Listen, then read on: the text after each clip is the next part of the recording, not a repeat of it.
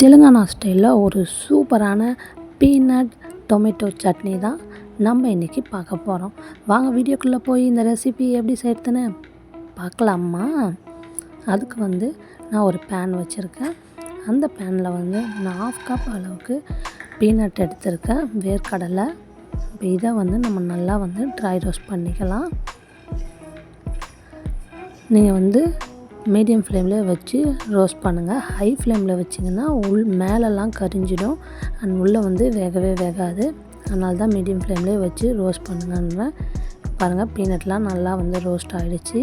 உங்களுக்கு டவுட்டாக இருந்துச்சுன்னா இந்த மாதிரி எடுத்து நீங்கள் கையில் க்ரஷ் பண்ணிங்கன்னா தோல் வரணும். அதுதான் கரெக்டான ஸ்டேஜ். இப்போ இதை ஒரு பிளேட்டில் மாற்றிட்டு இதை நல்லா ஆற வச்சிடலாம். இப்போ அதே பேனில் ஒரு டேபிள் ஸ்பூன் ஆயில் போட்டிருக்கேன். ஆயில் நல்லா சூடானதுக்கப்புறமா ஒரு காஞ்ச மிளகா அதை ஆட் பண்ணிக்கிறேன். இது கூடவே ஒரு 2 பச்சை மிளகா காரத்துக்கு ஏற்ற மாதிரி ஆட் பண்ணியிருக்கேன். உங்களுக்கு வேணும்னா நீங்கள் பச்சை மிளகா இன்க்ரீஸ் பண்ணிக்கலாம். பச்சை மிளகா போட்டு சிம்மில் வச்சுருங்க. அந்த எண்ணெயில் நல்லா தெறிக்க ஆரம்பிச்சிடும். பாருங்கள், உங்களுக்கே தெரியும்னு நினைக்கிறேன். இப்போ இந்த மாதிரி சிம்லேயே வச்சு ரோஸ்ட் பண்ணிங்கன்னா பச்சை மிளகா மேலெல்லாம் ஒரு ஒயிட் கலரில் நல்லா ரோஸ்ட் ஆகிடும்.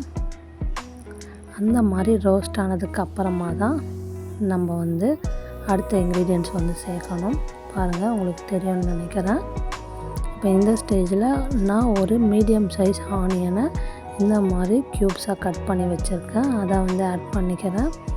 இது கூடவே ஒரு 5 போல் பூண்டு எடுத்திருக்கேன், அதையும் ஆட் பண்ணிக்கிறேன். இது ரெண்டும் நல்லா ரோஸ்ட் ஆகக்கூடாது, லைட்டாக ரோஸ்ட் ஆனால் போதும். இந்த மாதிரி ஆனதுக்கப்புறமா ஒரு 4 போல் மீடியம் சைஸ் தக்காளியை நான் இந்த மாதிரி பொடியாக கட் பண்ணி வச்சுருக்கேன். அதையும் இது கூட ஆட் பண்ணிக்கிறேன்.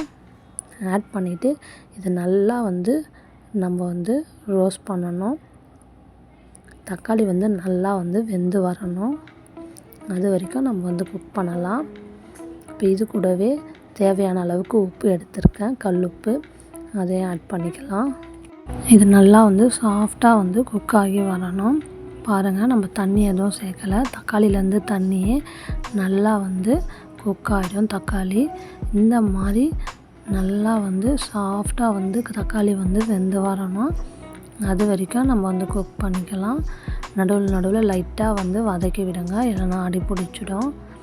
இப்போது இந்த மாதிரி ஆனதுக்கப்புறமா நம்ம ஒரு பாத்திரத்தில் மாற்றி இதை ஆற வச்சிடலாம். இப்போது இந்த ஆறட்டும். ஒரு மிக்ஸி ஜாரில் நம்ம ரெடி பண்ணி வச்சுருக்க பீனட்டை தோலோடவே நான் சேர்த்துக்கிறேன். தோல் நிற்கணுன்ற அவசியம் இல்லை, நான் அப்படியே டைரெக்டாக சேர்த்துக்கிறேன்.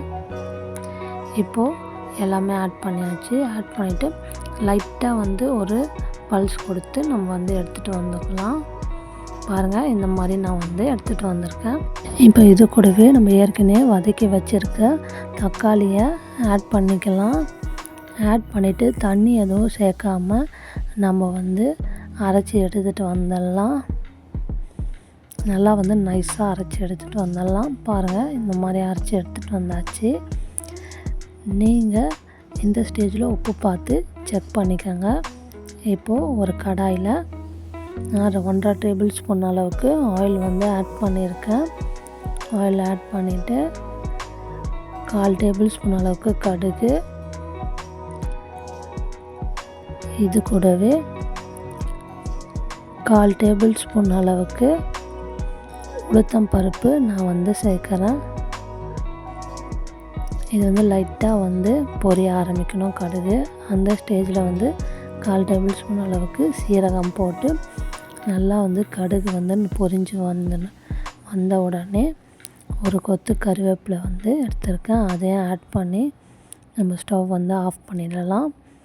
ஆஃப் பண்ணிவிட்டு நம்ம அரைச்சி வச்சுருக்க சட்னியில் இதை டைரெக்டாக ஆட் பண்ணிக்கலாம். அவ்வளோதான், நம்மளோட சூப்பரான Telangana style tomato peanut chutney ready ஆகிடுச்சு. இதே மாதிரி நீங்களும் செஞ்சு பாருங்கள். செஞ்சு பார்த்துட்டு எப்படி இருந்துச்சுன்னு கமெண்ட் பண்ணுங்கள். இன்னொரு இன்ட்ரெஸ்டிங் ரெசிபியோட நான் உங்களை மீட் பண்ணுறேன். Bye and take care of your health.